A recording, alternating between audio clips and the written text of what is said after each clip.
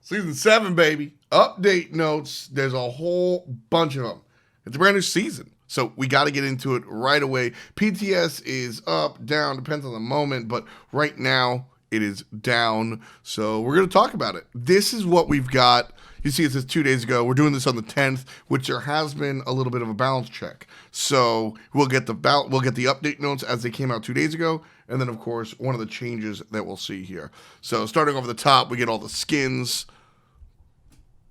Sure, Heimdall looks like Donald Trump Jr., the Morrigan's a white woman, Fenrir's an owl, a lot of cool stuff, I suppose. Soul here, cool. Honestly, Soul kind of looks like Kaya from Magic. That's who I'm kind of feeling here. Eternal Tormentor, Zeus, looks like KCI, what is it, Kark Iron Clan, another Magic card. Here's Diamond Isix, except she's Diamonder. On her looks like Camazotz. Persephone gets married. Oleron looks like a Warhammer character, I guess. And sure. Chibi Ymir. People are going to feel good about this. New DLC. You can get the Season Pass 2020, which gives you the Godslayer title. You get all the bunch of gods and colors and limited recolors and voice packs and clap and Zeus skins and shit. Cool. Okay, it's $1,000. This is basically the God pack and then some, right? So, I don't know. Whatever, dude. Cool. Update release schedule. That's going to happen. Battle Pass updates. Remove the prestige track. I don't really care about this. Next patch, if you want me to break down some of these systems updates. Systems is like prestige tracks and all that shit. Let me know. I really don't give a fuck about Battle Pass. If you do, I'll break it down. But really, it's just spend money, get cool shit. The adventurer. You know, sure. New event, Jade Corruption. New Joust map, Jade Corruption. I don't give a shit about Joust, but it looks dope. I'm still going to play it. Still not going to play it, but you know. Bug fixes. Fixed an issue in all modes where swordsmen and archers in lane would now somehow stand further apart. They don't do that anymore. That's actually a really big deal. You ever try to clear the lane and can't? Well, that's your own problem. But now you can do it. Bull Demon King is fixed. I don't know what that is. Arena, I don't know what that is. Elixir of Speed used to have a bunch of numbers. Then it didn't. I imagine that fucked something up because now it has numbers again. I imagine they fixed it. GG.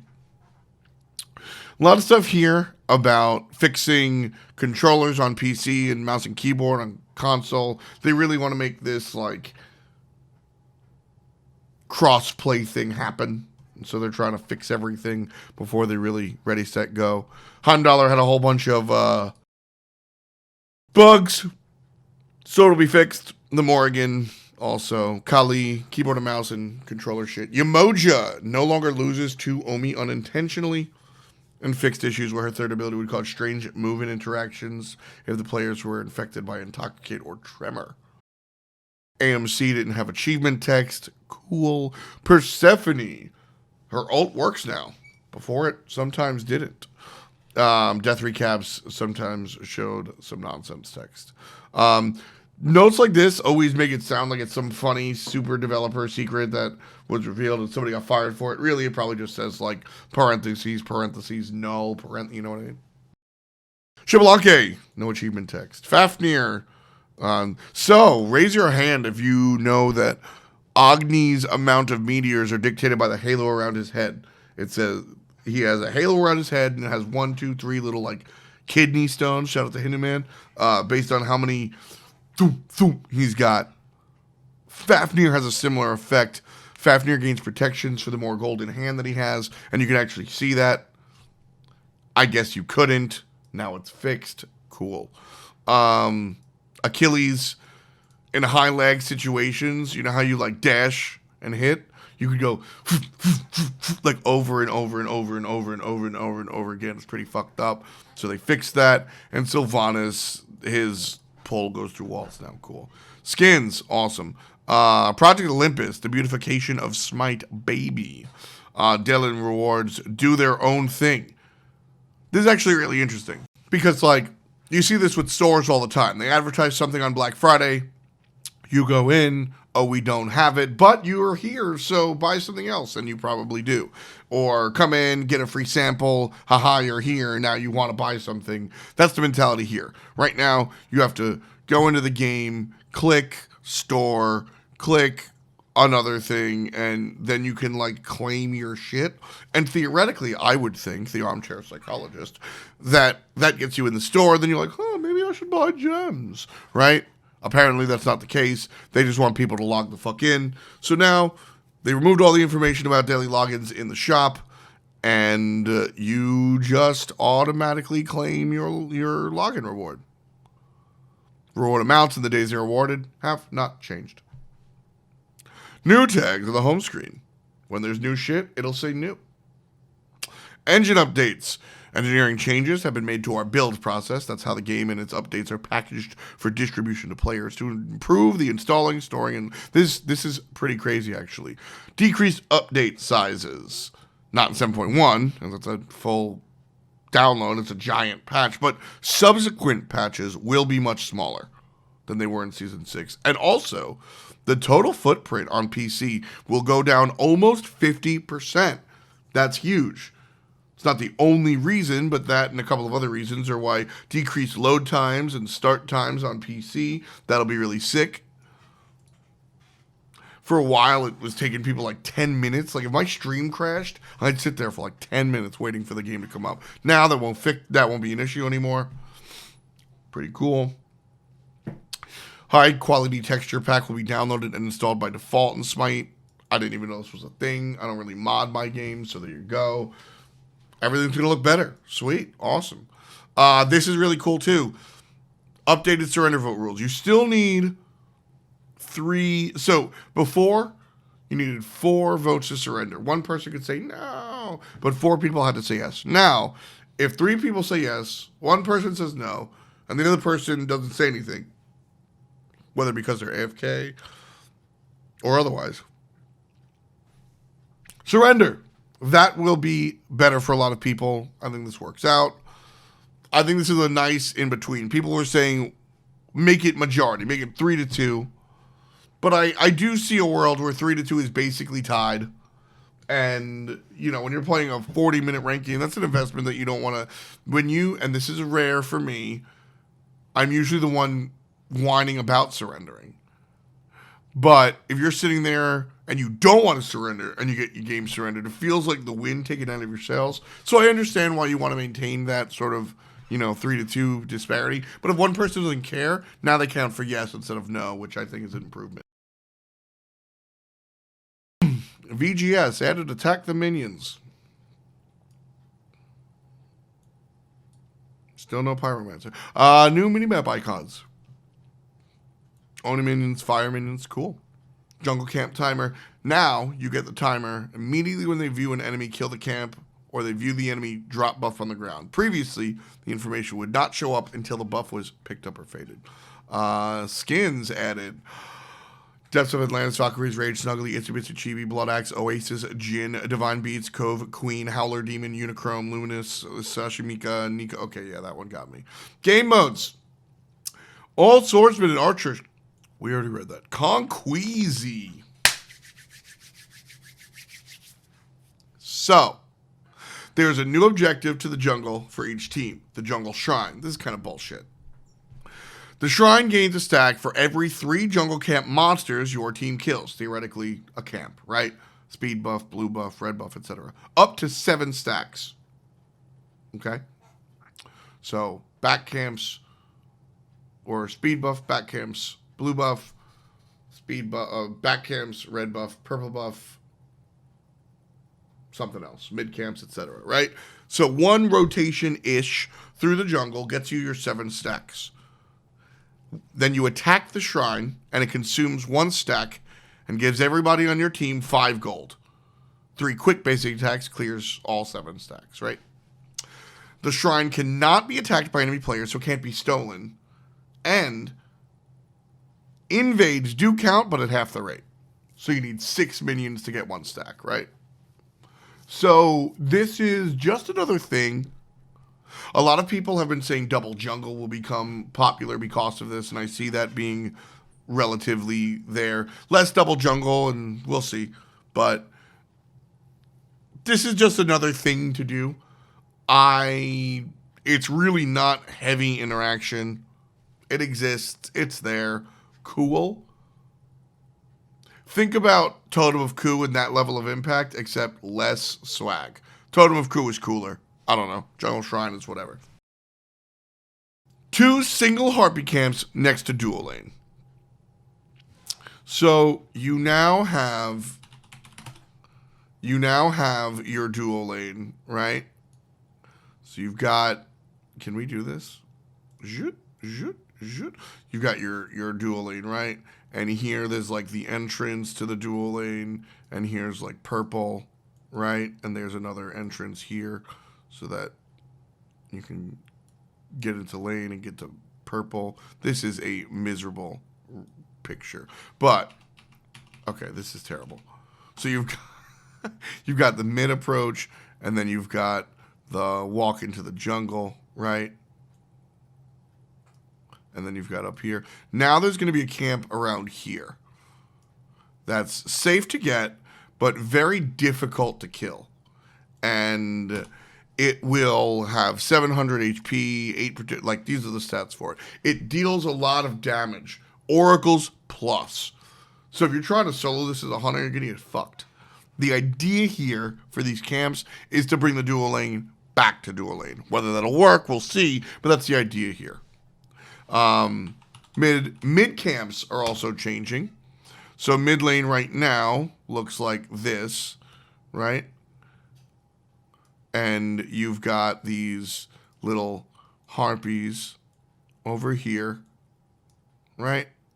So this is what this looks like. And you can you can walk into the lane, you know, like here or here. Now, what they're doing, so this stays largely the same. However, this side, this is Gold Fury side, right? Gold Fury side will have this wall like embiggened. Shoutouts to Lisa Simpson. This wall will be embiggened. And also have another wall here. And then you'll have Harpy number 1 here and Harpy number 2. So it's harder to kind of jump in and gank this lane, and it's harder to make things happen here. So you will be a little bit safer in this lane, your little Poseidon, right? Like, okay, yeah, here I am with my fucking trident bullshit. You're going to be safer in here for when the Bastet cat wants to come over and jump you. Meow. It's going to be harder. So you'll be a little bit safer in that mid lane for sure. Removed Gold Fury from the Fury spawn pool after 20 minutes. So the Fury spawn pool will only be Primal Fury and Oni Fury. Experience split bonus increased from 20 to 25, which is good. And the initial jungle camp delays will be pretty big. Speed used to spawn at 23 seconds and 0.25. Speed used to spawn at 23 seconds. Now it spawns at 20. Purple used to spawn at 32 seconds. Now it spawns at 20. Red buff used to spawn at 34 seconds. Now it spawns at 30. Blue buff used to spawn at 33 seconds. Now it spawns at 30. So everything spawns at 30 except for speed and purple. I guess they want the Dual Lane to start at purple, and that makes the support player be there, question mark. Mid Harpies will also spawn later, so you can't start there, I suppose. This should discourage invade, I guess, question mark, but they have bigger fixes for the invade problem anyway. Increased base health and protection of jungle monsters. Basically, up 45 prots, or up 45 health, up 1 prot, up 1 prot. Jungles are harder to kill. So, jungles will be harder to kill. With the addition of the jungle shrine and more jungle camps, we need to adjust the map elsewhere to prevent players from gaining gold experience resources too quickly. Killing towers provides a huge positional advantage to a team, effectively reducing the enemy god's territory and allowing for more jungle control. It's already strong, so They're going to decrease team gold for towers. Tier 1 towers go from 500 gold to 375 gold. Did that math in my head. And Tier 2 towers go from 1,500 gold to 1,250 gold. Did that math in my head. So you'll have some lesser reasons to push towers, I guess. This lowers snowball. This is probably a good choice. It feels great when your solo laner gets a totem for the team. The movement speed in MP5 helps all other laners stay strong throughout the early game and also provides a nice morale boost. Thanks! This effect felt overly important in the first few minutes of the game, which constrained solo lane picks to only gods who would secure this early.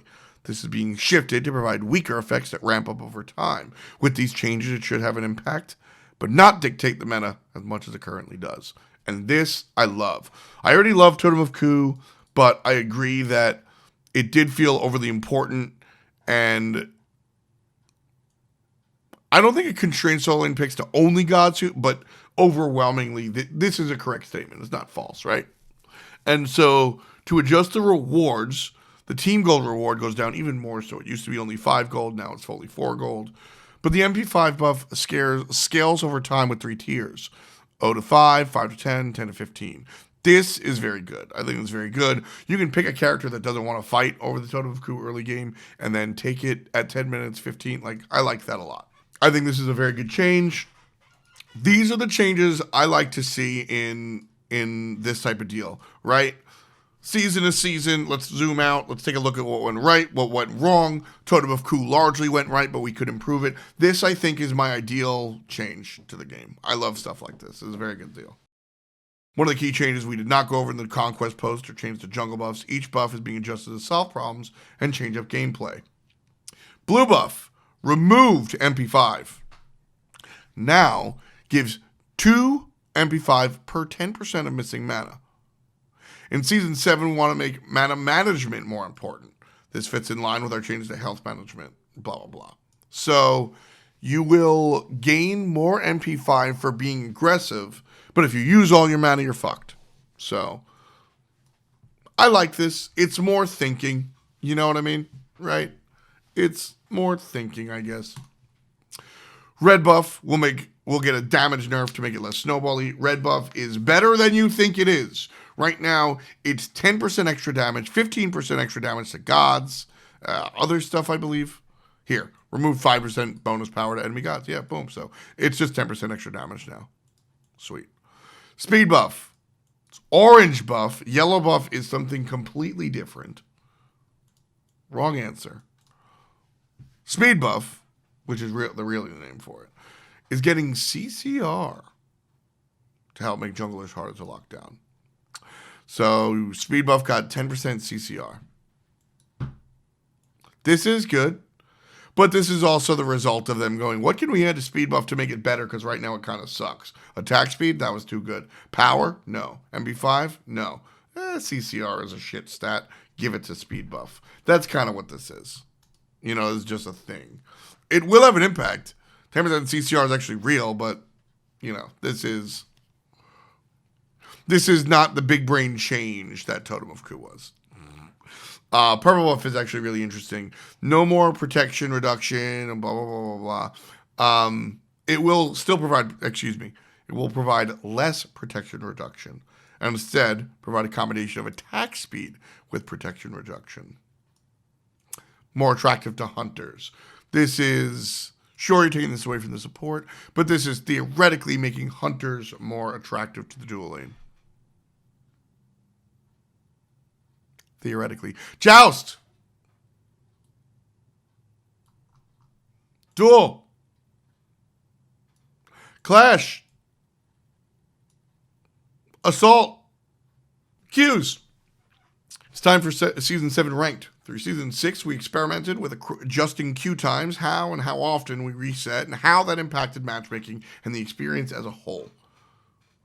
We plan to use the knowledge learned from these experiments to really bring the best ranked experience possible. First major change is that when a new split begins, players' MMR will not reset. Instead, we'll be more heavily adjusting variance.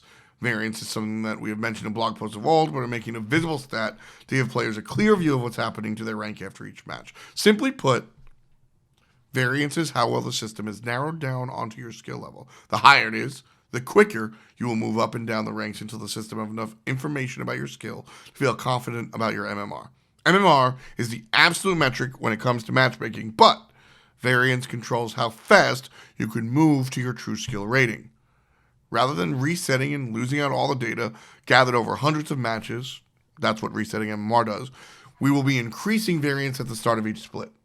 If you have improved as a player, this will allow you to climb and prove it. If you have not, no big deal. Variance should decrease as you stay at the same MMR. This should allow for healthier matching in the long term and opportunities to prove a new level of skill rather than having to climb every 2 months. Good change. Final large changes are on the God leaderboard. Resetting this leaderboard so frequently made it difficult for players to have enough time to really show their skill with a particular God and show off their fancy border in the lobby. Also, nobody knows what the fuck it means. Item balance.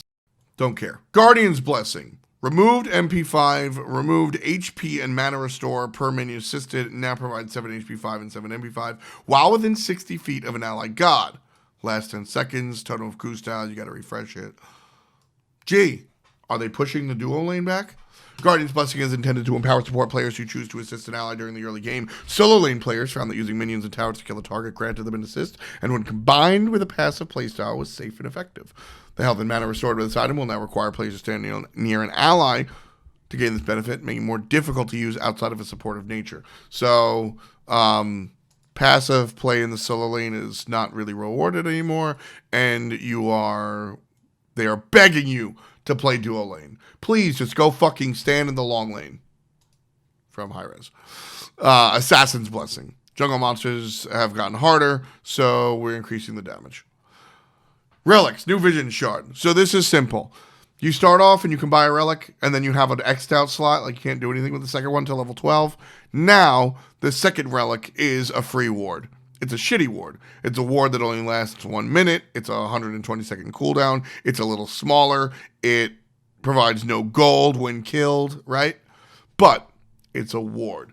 This is supposed to stop invades, right? Make the dual lane early game a little bit safer from that level 2 Stand for Soccer gank, right? You go ahead and you ward the lane right away. At level 12, you can choose to upgrade this to hold on to it or replace it with a different relic. But from 1 to 12, you will have this for free. Absolutely no questions asked. Consumable. Hand of the Gods. Now, this is going to be a lackluster card game with no, I'm just kidding. Hand of the Gods is a consumable, not a relic. Consumable. Potion slot. Ward slot. Ritual slot. Not a relic. Important to remember. A stated goal of Season 7 was to address the invade meta. While multiple changes really drive that goal home, a new consumable with a familiar name is one of the largest changes.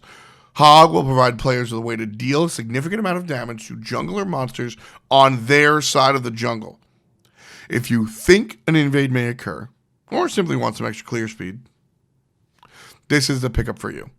As an added benefit to the junglers, their Assassin's Blessing will further boost this damage, making it difficult for anyone to steal this from Burst. So, basically, this one-time use, 100 gold, only works on your side of the jungle, only on jungle minions, only one at a time can you carry. So, this is the anti-invade on them. You buy this in the beginning of the game instead of potions, and you tell Serket to suck it. Potion of Power are getting changed. Magical and physical power potions are being reworked into one potion. It'll streamline the effects of these potions. Much less is more.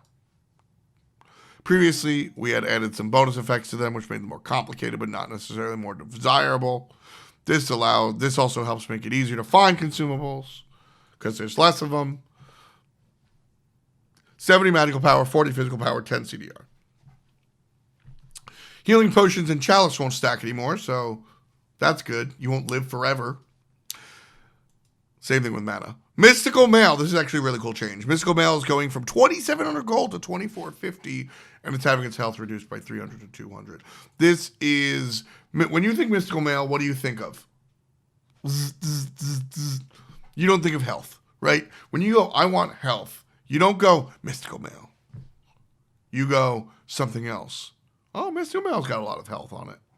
And so the reason to buy Mystical Mail, theoretically, is for the damage aura.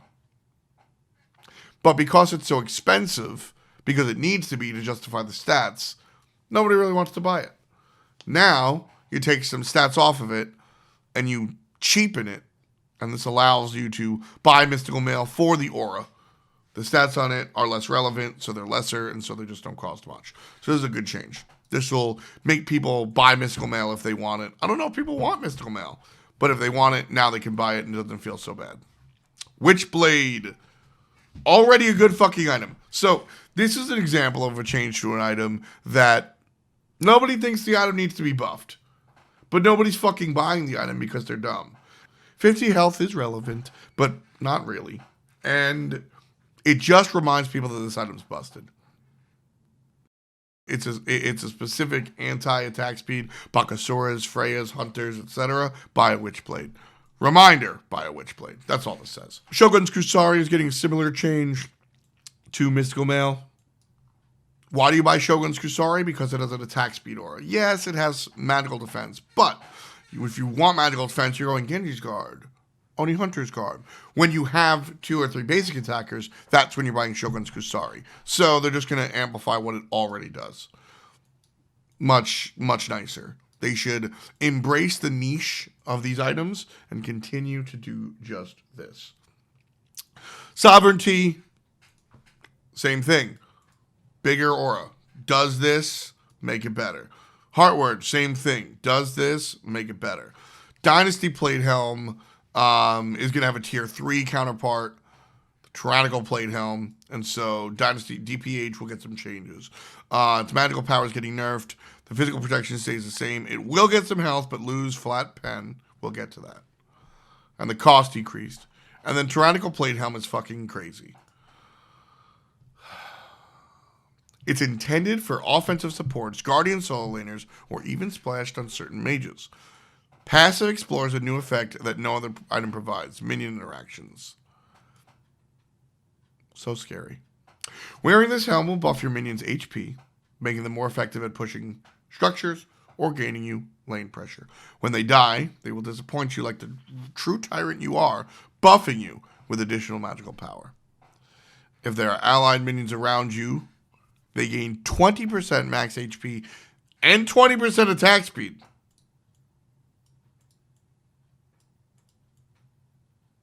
Whenever an allied minion dies around you, you gain 5 power per stack, up to 6. This is overpowered. Once upon a time, there was a relic called Motivate. It was overpowered. Empowering minions is very, very strong. Stone of Fall is really interesting. Stone of Fall used to be the anti-Hebo, anti-Scylla item. You're taking too much burst damage at once. Stone of Fall reduces it. Right now, if you're playing live, use it. It's a good item, and people don't realize it.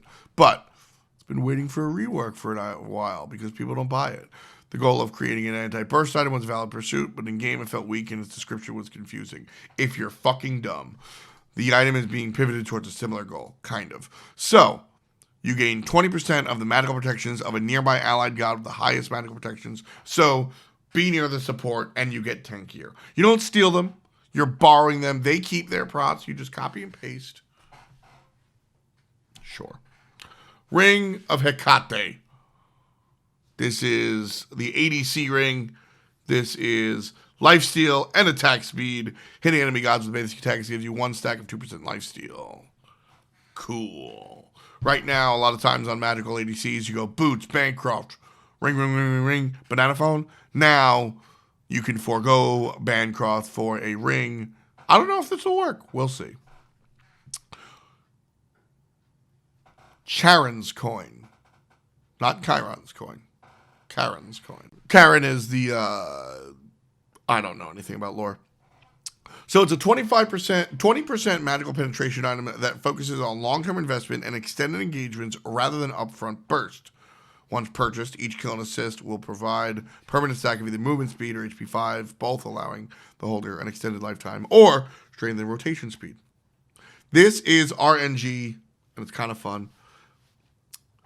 On God Killer Assist, if heads, a coin is flipped. If heads, you gain 7 HP 5. If tails, you gain 2% movement speed. Each effect can stack up to 4 times, and at 8 stacks it evolves. You also gain 1 gold. So every time you get a killer assist, you get a stack. When you get 8 kills or assists, you gain 1 gold. It also flips again, and you can... This is really fun. How good is it? We'll see. 80 magical power. 100 magical power is usually where I want my items to be to really be crushing it. 20% magical penetration. I'll probably do an entire video on penetration, but basically, here's the fix. You used to have to worry about math and prots and pen. Now you have 4 points of penetration. 10%, 20%, 30%, or 40%. 40% is the cap. 20% magical penetration. This item alone gets you halfway to the cap. So think about it that way, rather than 10 pen, 15, 11. Shouts to Jotuns. This is how you're going to do it. Shaman's Ring. See ya. Shoes of the Magi. No flat pen. Say goodbye to flat pen, but a whole bunch of power. They do get cheaper. Shoes of Focus have just been better than Shoes of the Magi lately, so they're going to go get more expensive. Without penetration on boots, power is here. CDR is probably still better. Obsidian Shard. Obsidian Shard used to remove 15 to 40% magical penetration depending on how much protections the enemy had. Now, it has 20% penetration and 30% penetration every 10 seconds. So you have Obsidian Shard, and it's giving you 30% penetration on your first ability. You cast Crush, and it does the damage, factoring in 30%. After that, you get 10 seconds of only 20% pen. Then after those 10 seconds, you get 30% pen again for one spell. This is, again, a way to, 10, 20, 30, 40, that's your cap. 30% penetration, holy shit. But you can't just buy this item and call it a day like you used to. You still need probably 1 to 2 extra items, but everything is pen. Spear of the Magus is also changing. It's getting more power. And instead of stacking and removing flat pen, subsequent hits of the same ability deal 5%, increased damage stacking 6 times. This is basically what we wanted Shaman's Ring to be. Shaman's Ring, in our mind, was good for dot characters because you would deal 10% extra damage every single time you already dealt damage once before. So if you deal dot, blah, blah, blah. Now, Spear of the Magus does that. Before, Spear of the Magus was better on characters like Agni or Anubis. Now it'll only be applicable for characters like Agni or Anubis. You need dots, otherwise it's not going to be good enough because it's the same ability. If you are, and there's probably a timeout, right? So you're going to need dot damage. This is good on Zhongqi. This is good on Agni. This is good on Xing Chen still, but not in the same idea, so not really. Haha. But look for dots. Pythagoras Piece. Remove 10% cooldown, added 10% magical penetration. Good. So 10% magical penetration is going to be on virtually every item. Before, your mage curve used to be like, because you'd have no pen, maybe boots, and then Obshard or Spear of the Magus. Now, like I said, 10, 20, 30, 40. 40 is the cap. Most of your items will have 10%, so you can just kind of go like, boots into 10%, into 20%, into 30%, and you will curve much more efficiently as far as your ability to deal damage to tanks. 10% CDR in here was just superfluous. Typhon's Fang. This is the other lifesteal item, right? Don't think of Pythagoras Piece as lifesteal. Typhon's Fang. It enables lifesteal builds, sure. So they gave it 10% pen, remove some power. This is how you translate an item from Season 6 to Season 7. They're not buffing it. They're not nerfing it. It might be buffed or nerfed because of this change, but that's not their goal. Their goal is to make it the same, essentially. It's just that all items need 10% penetration now. Soul Reaver. Soul Reaver comes here. Increased cost, 10% pen, reduced magical power. Again, translated from Season 6 to Season 7. 10% pen, lower power. Season 6 to Season 7. Warlock Staff. This item traditionally has been a high health option for mages that often dictates the meta or is ignored. We are pivoting its focus from being a high defensive choice with some offensive capability to a high offensive choice with some defensive capability. So instead of being, I got a bunch of HP and I'm still relevant with the other damage dealers, now it's, I'm going to do a ton of damage and I've got some defensive option here. So we'll get the 10% pen, just like everything else, and it will have its base health reduced a little bit. But it'll go from 3 health and 0.5 magical power per stack, or it'll go from 3 health per stack to 1 health per stack, and half a magical power per stack to a full magical power per stack. There will be less stacks overall, and of course they'll add half of the amount of health from before, but more power. So this will still give you health. This will still be an option here. 140 power, 225 health, 20 mana, 10 magical penetration. This is still a good look. This is still, I think Warlock Staff will still be an item that if you can get away with it is statistically good, but most of the time at a high level of play, building 75 stacks in and of itself will be punishment alone, right? So if you can get away with building this, I see it on Guardians in the solo lane, and yeah, it's still viable, but you know, it's you're trading time for stats essentially. Spear of Dezo gets buffed. Route to Hootie gets buffed. Soul Gem gets buffed. Polynomicon gets buffed. Again, these are the items without percent penetration. So if you don't, not every item will have percent penetration. Most of them will have percent penetration and their power go down. And if they're not going to add percent penetration, they'll just have the power go up. Right? It's just easy peasy. Restored Artifact was was a gateway towards some of the highest options, but exceedingly difficult to build towards with not much power behind it. Okay, interesting. So this is one of the like level 1s, level 2, same thing with Enchanted Ring. They added attack speed and took some of the power off to make the ring tree more ADC specific. Again, 12 to 10, these are just cleaner numbers. Voidstone, so having your magical protection reduced by 5% here. Magical protection reduced by 10%. So this is just easier numbers to understand. Again, 10, 20, 30, 40. This doesn't go against the cap, but this will be your 5th point of penetration, if you will, right? Stone of Binding, nerfed. Chad Shield, as Deathwalker likes to call it. This item's really strong. Allied gods within 70 units have their healing increased by 10%. If you have taken or dealt damage in the last 5 seconds, their healing is increased by 15%. Doesn't stack with Rod of Ass Clap. This is physical Rod of Ass Clap. Guan Yu!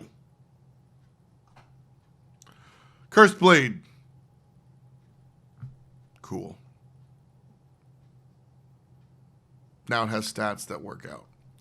Gladiator Shield.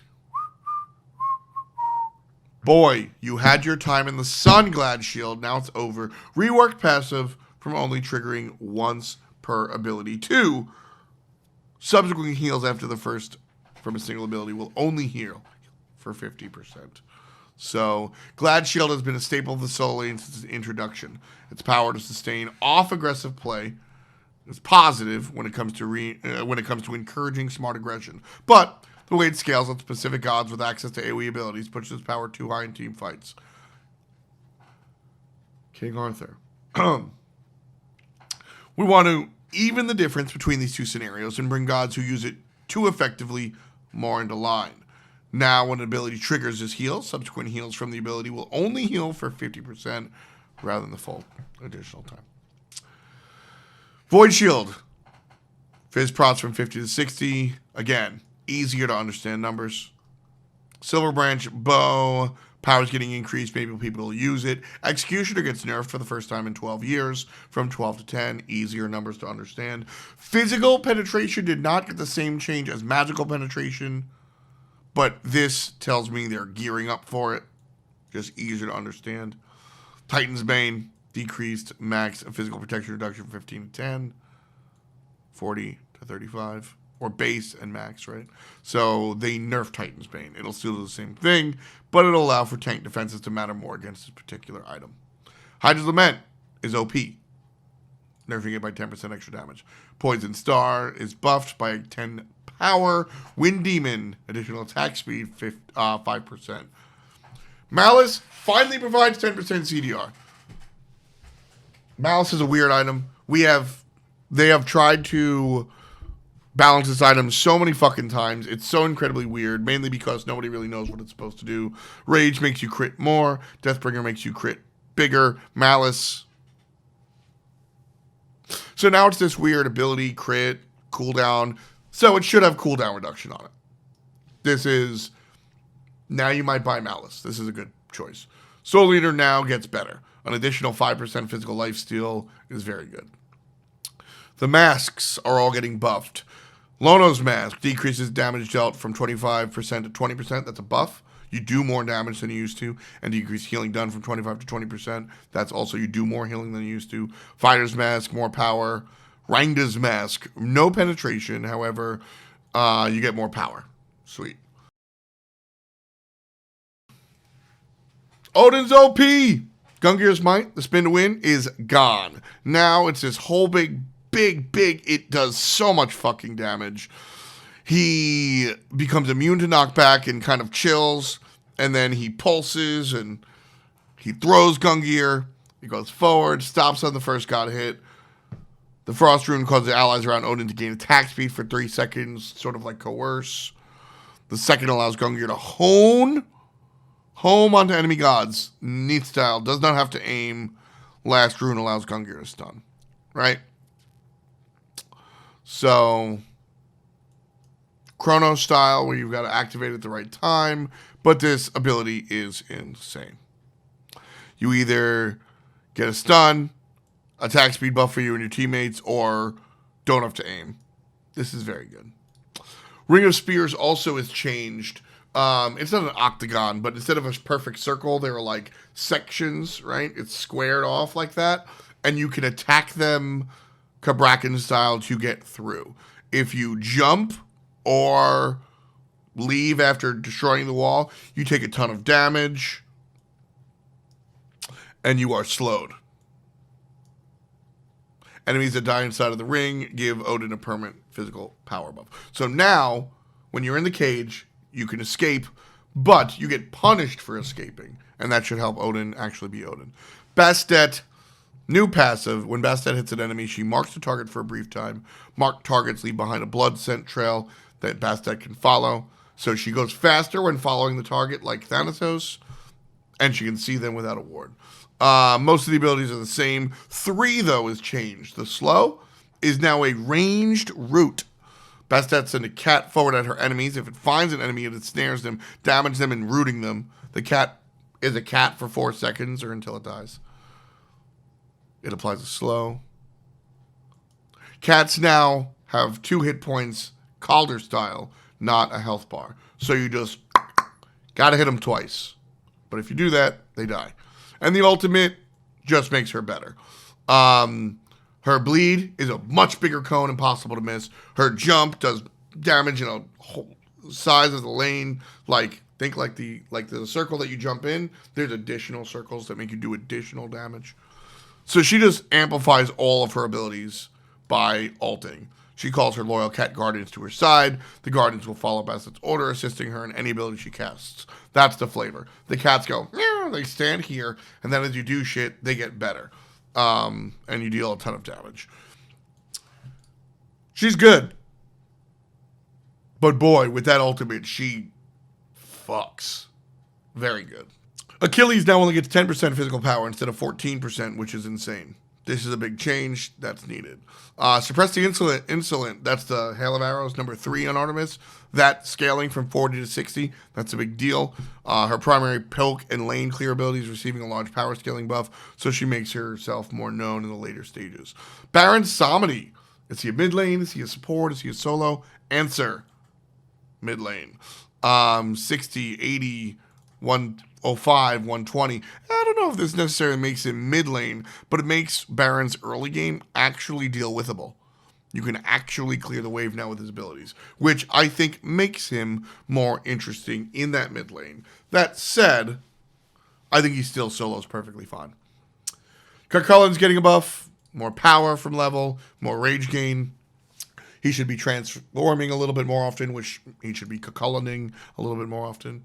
Freya, her lifesteal will still be insane at the end of the game. However, it scales now. It used to just be 15%, period. Now, it's 10%, and it scales up per level. It'll cap at 15 like the old style. Guan Yu, prominent physical power healer. Yup. More attack speed. Don't forget he's got a cleave on his attack chain, so he's going to clear the wave faster. And more mana to let him heal a little bit better. P.S. The Chad Shield, Cadius or whatever, is Guan Yu's best friend. Hades. Again, kind of similar to Baron, in that what does he really do? What is he really going to be at? What is he really going to, So Hades has his base HP increased and his HP per level increased, and Pillar of Agony will also introduce 10% damage mitigation. So basically, he needs to be up close and personal and heal, and in order to... The way Hades works is he dashes, he hits you with a basic maybe, and he devours soul, and all the damage that he took trying to get up close and personal to you, he heals up while he damages you. In order to be able to have that play cycle work, in order to have that work, he needs to have enough HP to take damage and then heal back up. If he can heal, but he has no HP and he takes damage and dies, well, it doesn't really work out. No. So this will theoretically fix that situation. And you just can't kill him in his ult. That's the idea, right? Hades is good. Trust. Heimdalla. Nerf the damage from the Vigilant. Nerf the power scaling on Piercing Sight. Nerf the power scaling, sure. She had a great new look and apparently the win rate to go with it. Before mid-season 6, she was bottom tier. That's a lie. People just didn't trust, but... Recently, she has held strong even through continuous nerfs. This time, we'll just nerf her damage. Boom. Wind Gust gets less damage per shot. And the magic scaling will go down as well. Izanami. Basic attacks are buffed. The return to projectile damage goes from 25 to 35. And Spectral Protection, having a shorter cooldown, is actually a really big deal as well.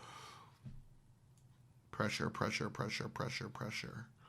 Jingwei, fuck this character. Agility, movement speed buff goes down. The air movement speed buff goes down, so she'll be easier to catch. And the decreased landing range.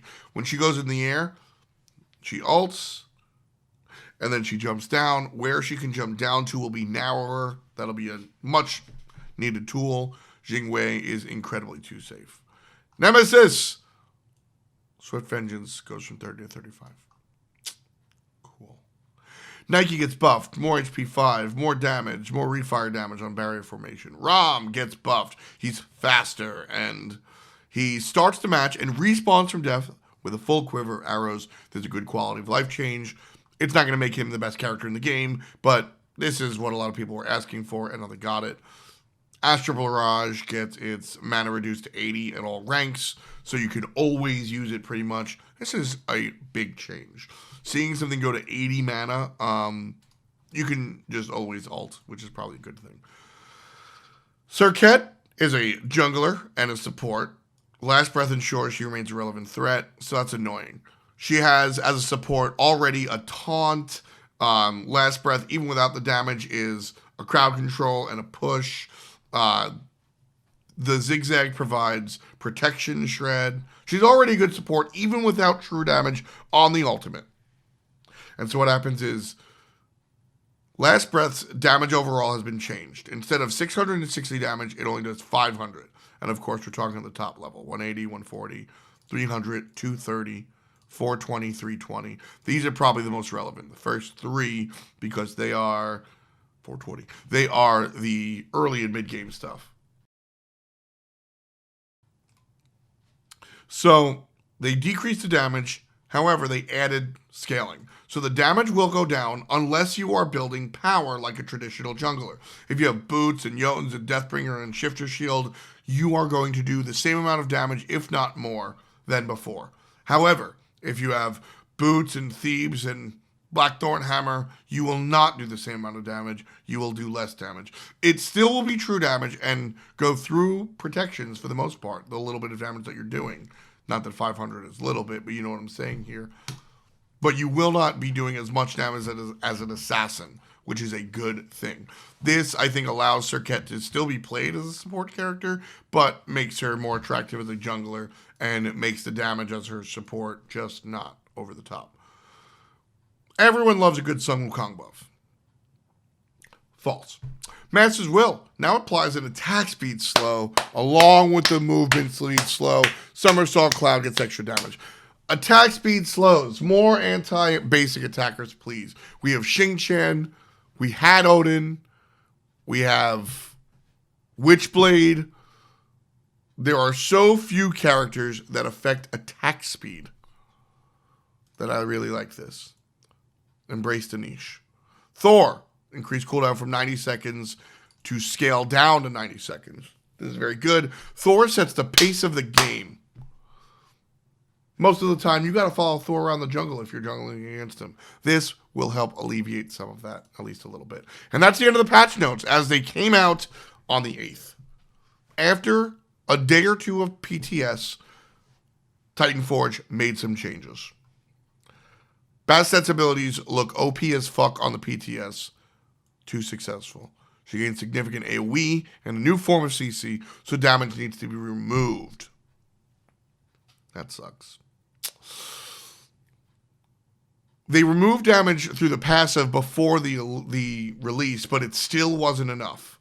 So it's not like they were like, oh, we didn't do shit. They did try to reduce her damage through the passive, but it wasn't enough. So, Pounce is seeing some late game base damage decrease, 340 to 300. It will stay the same level 1 and nearly the same level 2, but change largely level 3.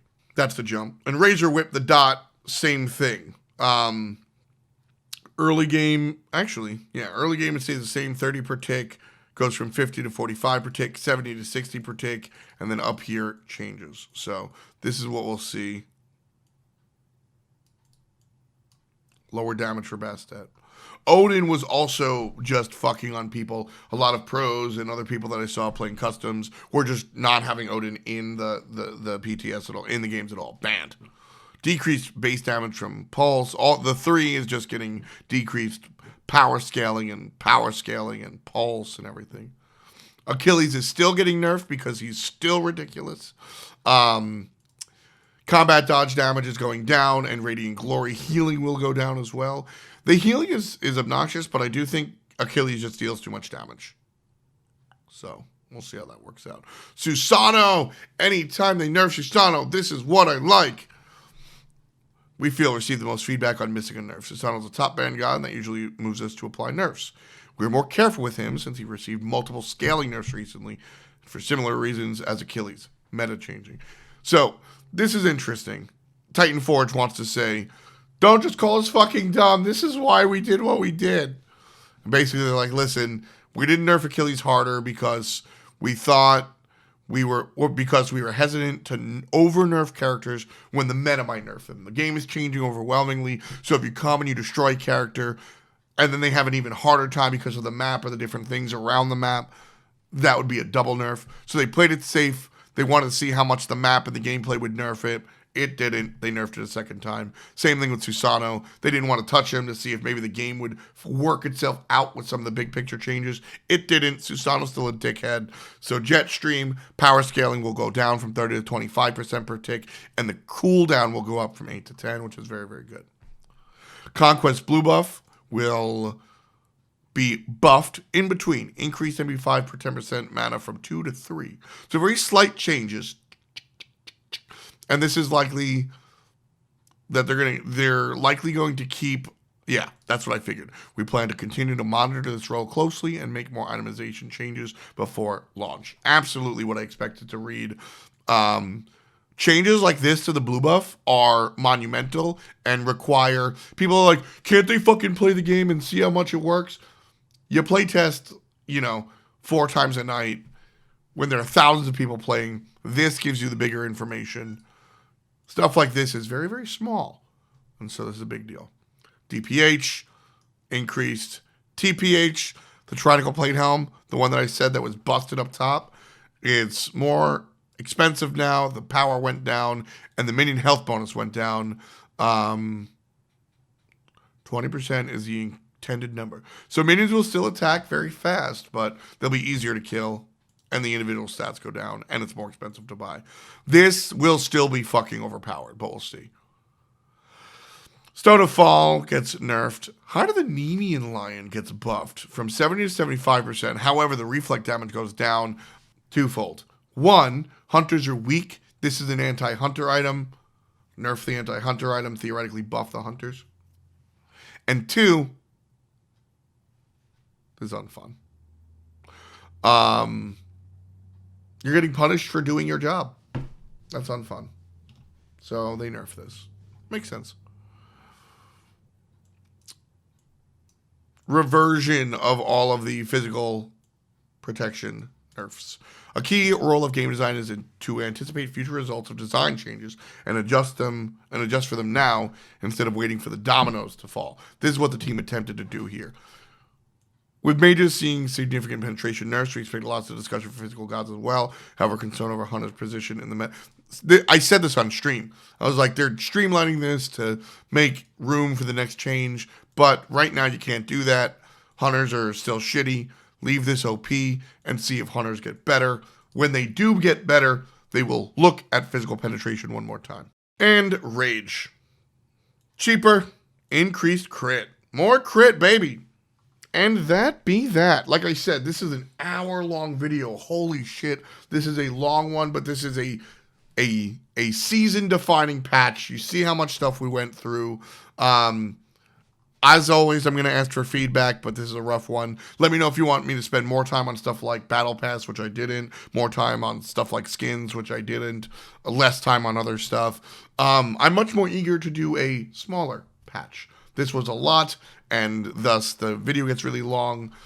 Theoretically, in a smaller patch, we can go more in-depth. I try to just breeze through shit and keep it very short. So hopefully we can go more in-depth in the future, and we'll see what it works out. We stream every day, twitch.tv/fswag, all day, every day. We're playing the PTS right now. So in the comments right here, let me know what you expect to happen with the meta. Let me know what you want to see happen in the meta. Let me know if you want to see different videos as well. And then, of course, come to the stream and just play with us. I never play viewer games. We're playing viewer games on the PTS because nothing matters. Like, comment, subscribe, applaud. Sub on Twitch. Thank you so much for watching. I'll catch you next time. Peace. And much love to you. Boom, boom, boom, boom, boom. After.